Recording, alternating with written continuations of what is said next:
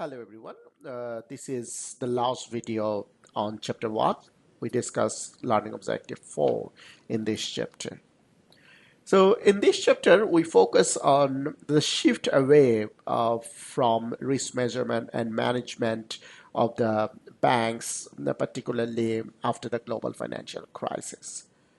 During the 1990s and into the 2000s, there was a shift in the global banking model from what we call originate and hold to originate and distribute. In the traditional banking model, depository institutions, typically the banks, take short-term deposits and other sources of funds and use them to fund longer-term loans to businesses and consumers.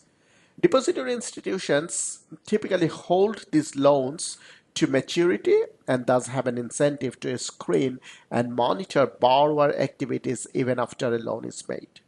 However, the traditional model exposes the institutions to potential liquidity, interest rate, and credit risk.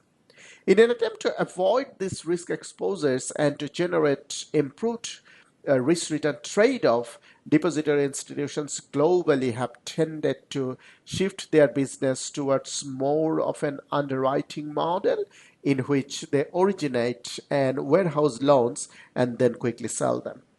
The trend was originally most prevalent in the US, but was also common in other countries.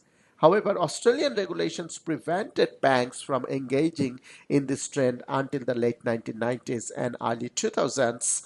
Thus, the impact of this move to the new business model was far lower than for banks in other developed countries. However, like banks in other countries, Australian banks organize themselves to facilitate the new activities.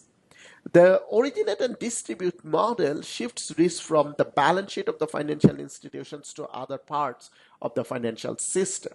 Since the financial institution under the new model were acting as underwriters, thus were not exposed to the credit liquidity or interest rate risk of traditional banking, they had less incentive to screen and monitor the activities of borrowers to whom they originated loans. During the lead up of the GFC, the global financial crisis in 2007, financial institutions globally failed to act as a specialist in risk management and measurement. Then specific regulations covering securitized assets and prudential supervisions of depository institutions reduced this trend in Australia.